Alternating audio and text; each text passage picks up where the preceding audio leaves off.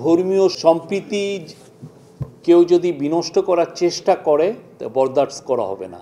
Railway উপদেষ্টা বললেন যে আজকে একটা ঐতিহাসিক দিন এবং আমাদের সাথে সনাতন ধর্মী ভাই বোনরাও বললেন এবং আমাদের সাথে মুসলিম ভাই বোনরাও বললেন যে এটা ঐতিহাসিক দিন। আজকে রেলওয়ে কর্তৃপক্ষ আমাদের সনাতন ধর্মী ভাই বোনদের জন্য একটা পার্মানেন্ট একটা প্লেস দিয়েছেন খিলক্ষেতে, একটা শ্রী শ্রী দুর্গা মন্দির স্থাপনের জন্য এবং সাথে সাথে মুসলিম ভাই বোনদের জন্য আরও দুটো মসজিদের পার্মানেন্ট প্লেস দেওয়া হয়েছে।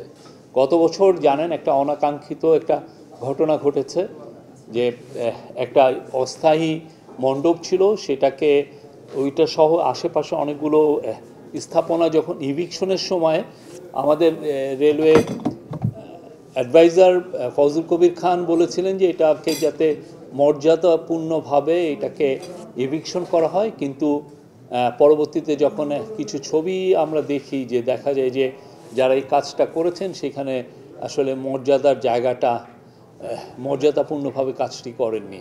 তো সেই জন্য আমাদের রেলওয়ে অ্যাডভাইজার পরবর্তীতে হিন্দু ধর্মীয় নেতৃবৃন্দর সাথে ওনার সাথে দেখা করতে আসলে উনি তাদের কাছে দুঃখ প্রকাশ করেন। উনি আজকের মিটিংয়ে সেটা জানিয়েছেন। তো আজকে তাদের সবাইকে রেলওয়ের আইনে কোথাও লেখা নাই যে আপনি ধর্মীয় কোনো প্রতিষ্ঠানের জন্য কোনো জমি বরাদ্দ দেওয়া যাবে। তো এই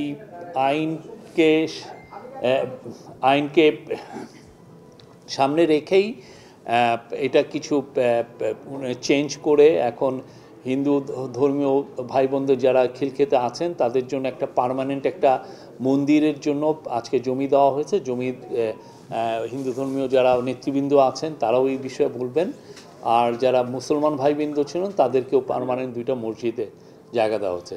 তার আগে আজকে চন্দ্রনাথ মন্দির, আপনি জানেন চন্দ্রনাথ হচ্ছে আমাদের বাংলাদেশে হিন্দু ধর্মীয় সনাতন ধর্মী ভাই বোনদের সবচাইতে মহাতীর্থ যেটা বলে 51টি পীঠের একটি, এবং এটা হাজার হাজার বছর ধরে এই জায়গাটা আছেন। ওইখানে 400 মন্দির আছেন যারা চন্দ্রনাথ শ্রাইন কর্তৃপক্ষ আসলেন। ওইখানে অপূর্ব কুমার ভট্টাচার্যের নেতৃত্বে ওদের একটা কমিটি এসেছিলেন, তারা অনেক কিছু বলেছেন, এই কি সমস্যা ইদানিং ফেস করছেন সেগুলো বলেছেন।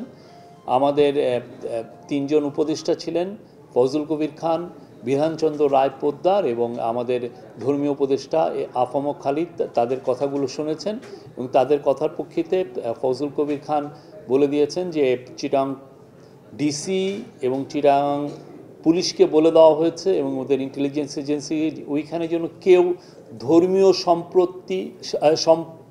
সম্প্রীতি কেউ যদি বিনষ্ট করার চেষ্টা করে বরদাস্ত করা হবে না। কোনো ধরনের কেউ যদি এটা মনে করেন যে ওইখানে যে কোনো রকমের কোনো উস্কানিমূলক কাজ বা ধর্মীয় সম্প্রীতি নষ্ট করার চেষ্টা করেন, এটা কোনো বরদাস্ত করেন। এবং এই পরিপ্রেক্ষিতে উনি চিট্টগাংয়ের মাঠ প্রশাসন, চিট্টগাংয়ের সীতাকুণ্ডের ইউএনও, চিট্টগাংয়ের ডিসি, চিট্টগাংয়ের পুলিশ কর্তৃপক্ষ এবং সেইখানে যারা ইন্টেলিজেন্স এজেন্সির যারা কাজ করেন সবাইকে নির্দেশনা দেওয়া হয়েছে।